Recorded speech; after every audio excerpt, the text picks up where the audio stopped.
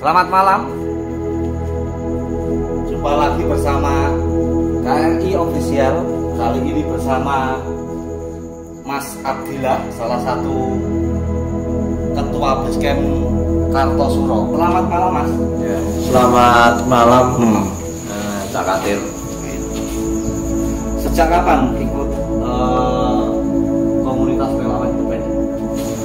Saya bergabung di komunitas relawan independen itu sekitar akhir tahun 2016, mungkin sekitar bulan November nih, kalau nggak September, lupa sih. Artinya sudah 4 tahun. 6 tahun ini. Oh, dan apa yang telah didapat ketika ikut komunitas ini?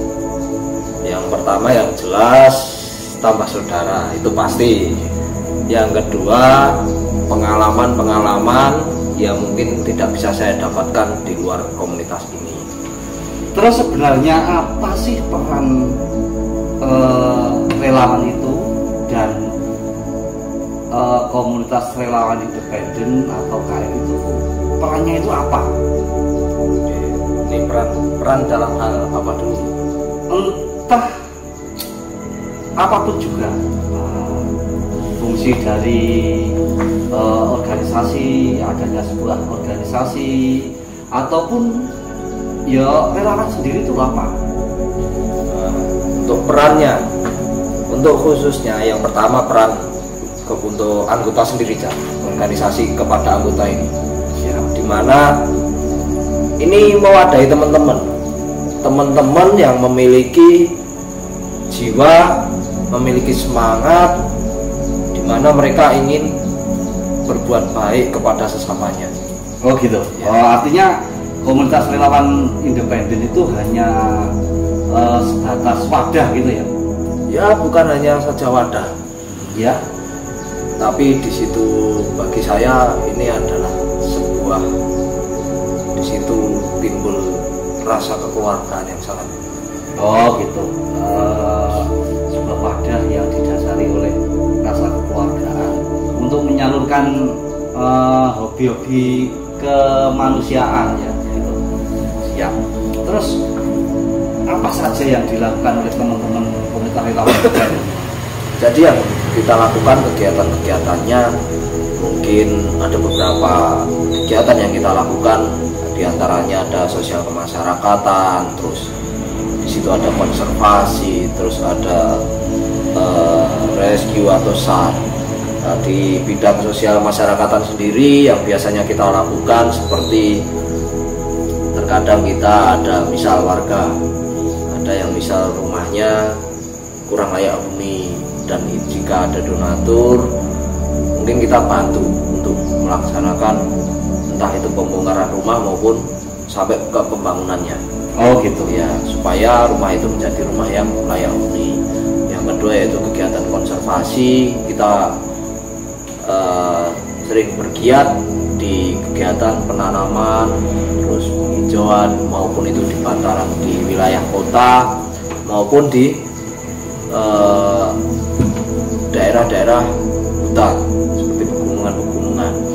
Dan untuk SAR, kita biasanya berkegiatan apabila terjadi suatu musibah maupun bencana, entah itu di wilayah kita sendiri maupun di luar wilayah kita sendiri. Kita sering ikut berkecimpung dalam giat musibah maupun bencana itu.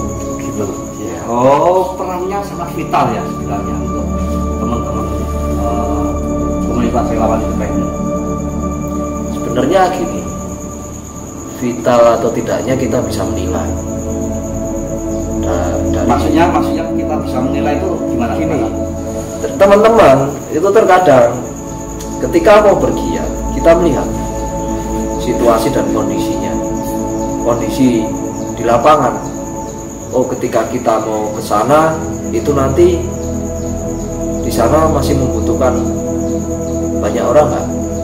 Masih membutuhkan banyak tenaga nggak? Karena ada dua aspek. Oh gitu. Iya. Aspek positif dan aspek negatifnya. Aspek positifnya, kita di sana bisa membantu saudara-saudara kita, saudara-saudara kita. Nah, yang kedua ini channel bukan negatif banget sih.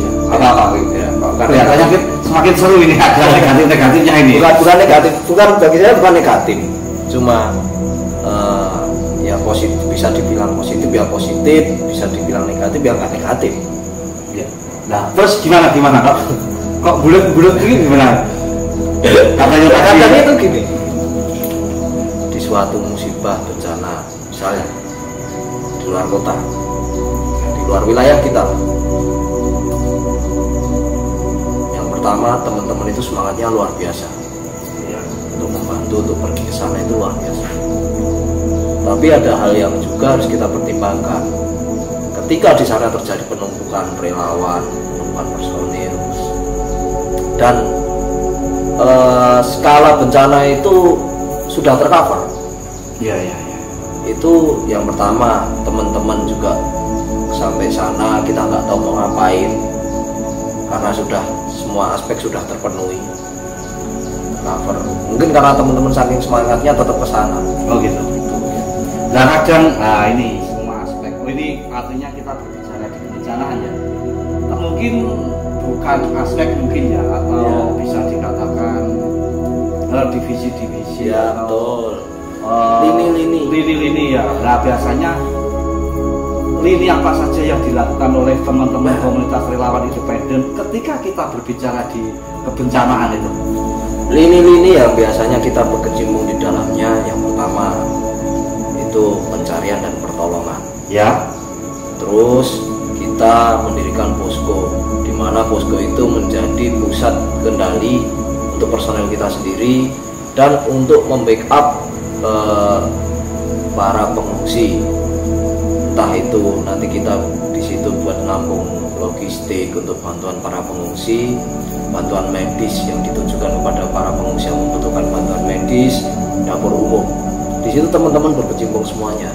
Dan sampai pasca bencana pun terkadang rekan-rekan masih berkecimpung, seperti contohnya waktu di Palu dan Lombok kemarin.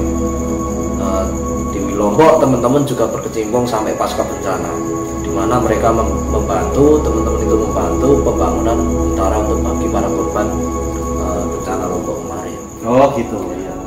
Nah, terus artinya di situ ada tim rescue, terus dapur umum. Nah, ini apakah nggak bertentangan atau dengan pihak-pihak terkait? Dalam hal ini kan biasanya ditangani oleh pemerintahan setempat atau teman-teman BPBD, BNPB. Itu apakah kita tidak berbenturan dengan mereka ketika teman-teman komunitas relawan independen itu membawa seperangkat lengkap ya, kayak tim DU, rescuer, apa nggak terjadi tumpang tindih dengan mereka? Untuk itu kita di lapangan sering berkoordinasi, berkolaborasi. Tujuan kita semuanya di sana sama, untuk meringankan beban saudara kita, yang kedua untuk membantu mereka. Ya. Jadi kita sering berkoordinasi di sebuah seperti kemarin di Lumajang. Walaupun kita mendirikan posko untuk bidang pencarian dan pertolongan, kita juga berkoordinasi dengan rekan-rekan Basarnas yang ada di lapangan maupun yang ada di posko pusat. Kita berkoordinasi, saya dari KRI mau bergabung dalam proses pencarian ini, dan korban inilah korban bencana A misalnya, kita mau ditaruh di mana? Oh gitu. Ya. Artinya urusan tempat itu biasanya koordinasi dengan teman-teman yang berwenang. Ya, di samping itu kita juga mempertimbangkan.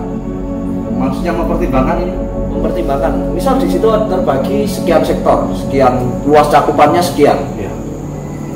Biasanya kan dibagi beberapa sektor A, B, C, D dan seterusnya.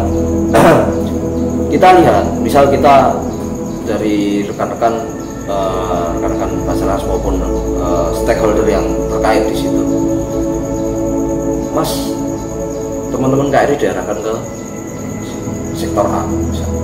biasanya teman-teman di sektor A itu menilai, oh di sini efisien nggak kita bekerja di sini, melakukan pencarian di sini dengan misal di situ di wilayah itu kita dari hasil asesmen kita maupun baik dari informasi warga setempat yang menjadi saksi di situ, oh korbannya sekian kan yang hilang. Terus di situ kita lihat personel yang berada di satu sektor dengan kita itu berapa jumlahnya, banyak atau melebihi enggak. Ketika di situ kita nilai enggak efisien untuk melakukan sebuah kegiatan pencarian dan pertolongan, maka kita akan coba cari tempat yang lebih efisien. Nah, artinya cari tempat yang lebih efisien ini apakah enggak bertentangan dengan pihak-pihak yang mana tadi sudah ditentukan gitu? Nah,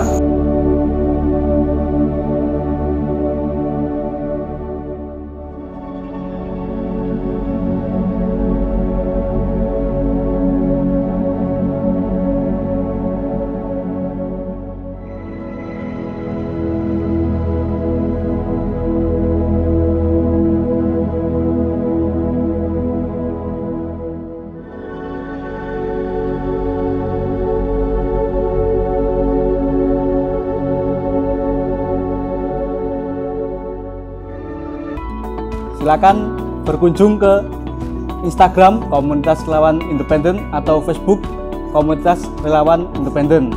Ikuti terus KRI Official dan nantikan video-video selanjutnya. Relawan siap, KRI Jaya.